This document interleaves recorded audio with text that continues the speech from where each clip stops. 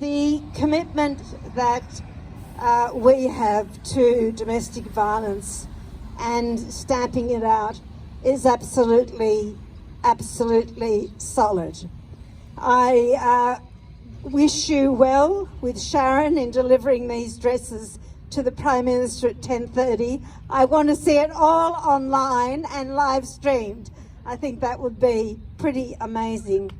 But I think the point that that Rachel was making is really important to remember, that what we have here is a storm that just doesn't involve women. It involves the families and particularly the children of those women. So whilst we see here an incredible tribute to the women who have died, an incredible tribute, remember what stands behind that. Children stand behind that.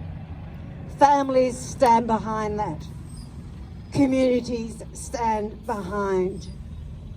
And the fact that you are handing over the responsibility for what you've carried for so long, and the care that you've shown in making these dresses and looking after them for so long, handing them over to the Prime Minister is absolutely appropriate. And I know that many of you are from the Hunter. And thank you for making the journey to Canberra today. We know that the Hunter has one of the highest proportions of women and children finding themselves in this situation. But this is only half the issue. What we must do is make sure that our response is also about the perpetrators of violence.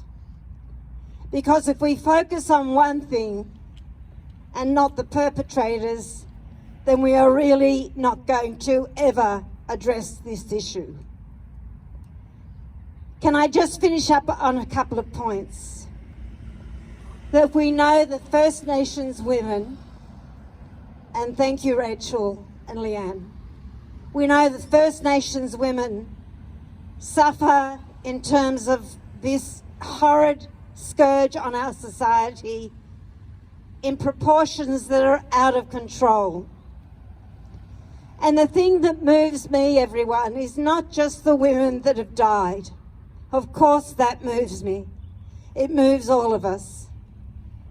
But the thousands of women that are permanently maimed, that have permanent brain damage, and what they have to live with for the rest of their lives. We must remember that it's not just about those that have died. It's about those that continue to suffer. Their children, their families. Can I say, standing here in front of you, as someone that survived a very violent relationship, I know what it's like to be choked till you're unconscious. I understand in a real way. So your tribute and your efforts with these dresses, and I saw Tanya reading one carefully, the dates, the names, they can't just be statistics. And I know that you don't allow that. They are real people who had a real life and in many ways have laid down their lives, probably to protect people. So thank you so much for everyone that's made this a reality. Thank you, Sharon, for your leadership, and to the people from the various organisations. And thank you, Ray, for the work that you're doing as well. All the best. Thank you.